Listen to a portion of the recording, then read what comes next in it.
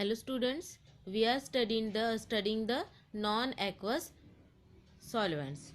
So in this topic, the last topic is remaining, that is liquid sulfur dioxide as a solvent.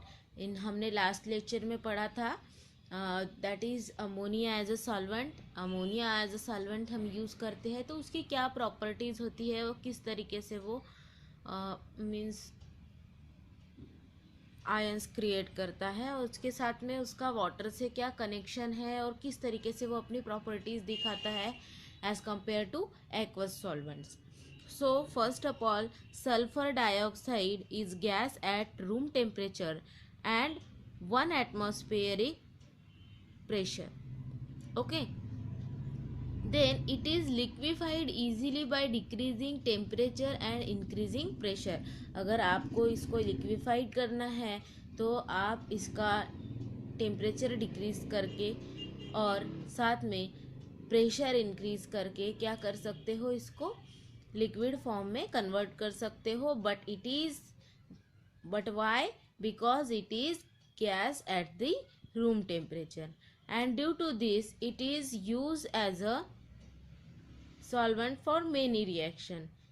Okay, we may compare properties of ammonia with that of water. जैसे कि हमने last lecture में पढ़ा था कि ammonia की कुछ properties है जिसको हमने वाटर के साथ में डिस्कस किया था. वाटर के साथ में हम डिस्कस इसीलिए कर रहे हैं बिकॉज हम नॉन एक्वस सॉल्वेंट की स्टडी कर रहे हैं with the comparison of aqueous solvents. Okay, so first property is melting and boiling point of liquid SO2, that is sulfur dioxide, are minus 75.46 degree Celsius and minus 10.02 degree Celsius, whereas water they have 0 degree and 100 degree respectively.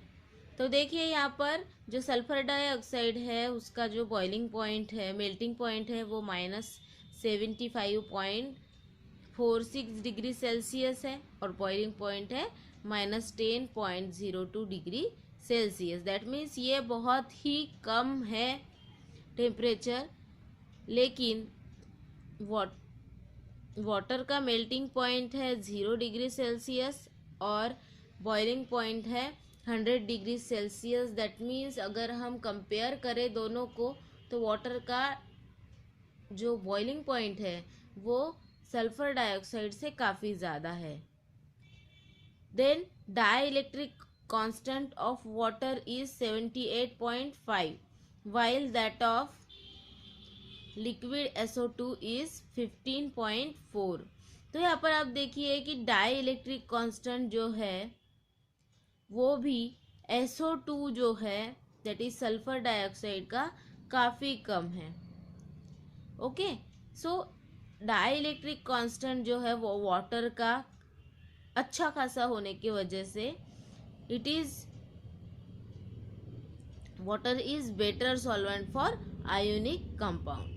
और जो liquid SO2 होता है वो better solvent होता है for the organic और non ionic compounds. Okay,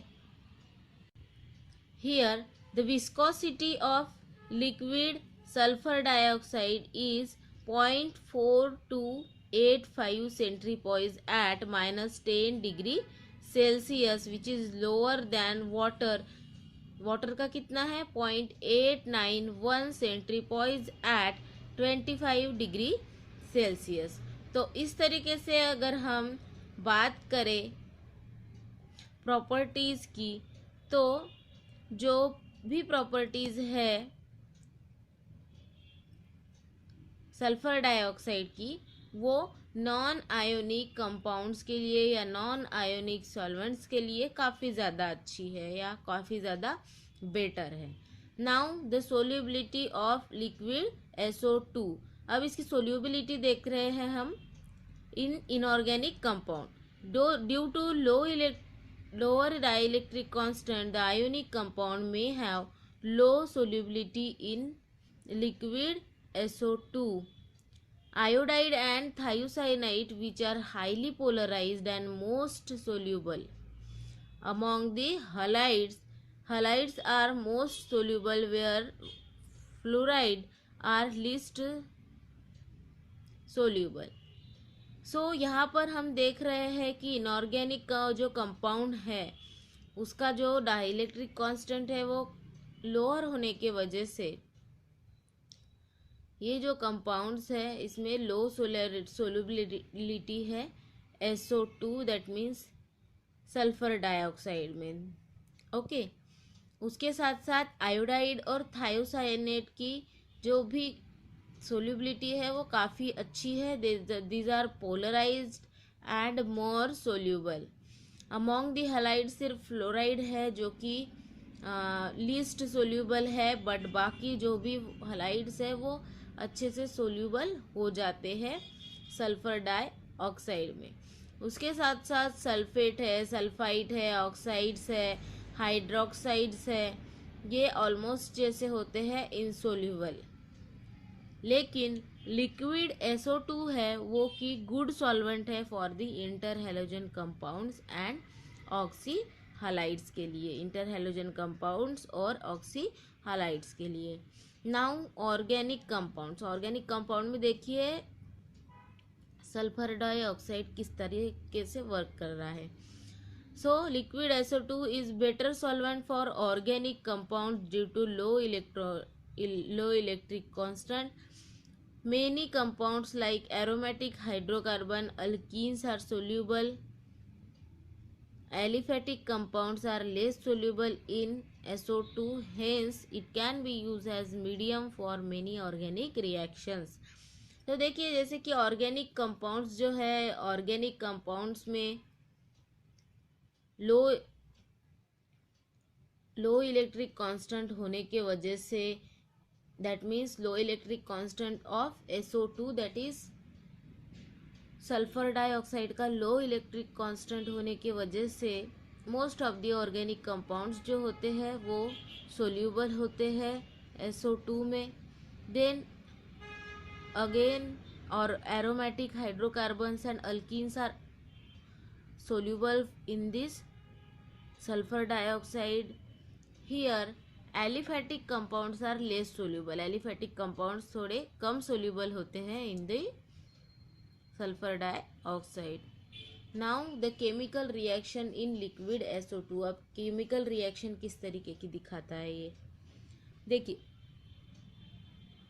acid base reaction. Water has tendency to undergo auto ionisation as, जैसे कि हमने लास्ट लेक्चर में देखा था कि वाटर जो है वो ऑटो आयनाइजेशन की प्रॉपर्टी या टेंडेंसी दिखाता है, जिसमें कि एक हाइड्रोनियम आयन तैयार होता है और एक है OH आयन जनरेट होता है, यहाँ पे हाइड्रोक्सी आयन जनरेट होता है।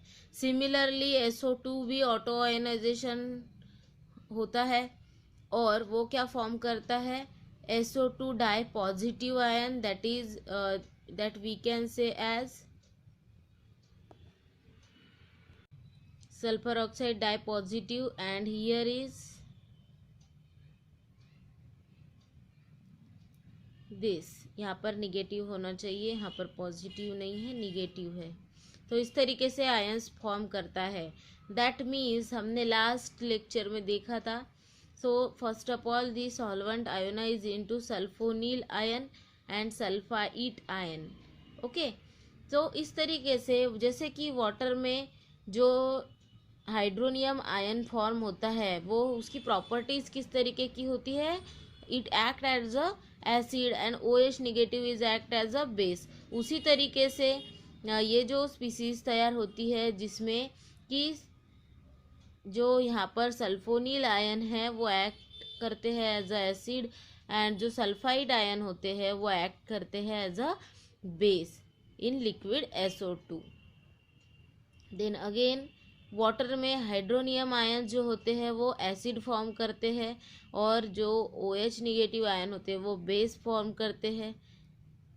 तो and it can give the solvent of H2O, that is called as neutralization reaction. Similarly जो reaction में SO2 positive ion that is sulphonyl ions और साथ साथ में सल्फाइड आयंस फॉर्म होते हैं जो कि बेस है, acid with base. This solvent is known as neutralisation reaction of liquid. Okay, so इस तरीके से जो रिएक्शन है वो फॉर्म होती है. Some of the common acid base reaction in liquid SO2. अभी ये कॉमन एसिड बेस रिएक्शन है जिसमें कि आप देख सकते हो, जिसमें कि liquid SO2 as a solvent use किया गया है और सॉल्ट और सॉल्वेंट इस तरीके से ये रिएक्शन फॉलो हुई है. तो यहाँ पर आप देखिए एसिड लिया है SOCl2 और बेस लिया है K2SO3. In presence of liquid SO2 यहाँ पर KCl सॉल्ट फॉर्म हुआ है and sulphur dioxide as a solvent release हुआ है. हर इसमें सल्फर डाइऑक्साइड रिलीज हुआ है. यहाँ पर देखिए CaCl सीसियम क्लोराइड सॉल्ट तैयार हुआ है यहाँ पर.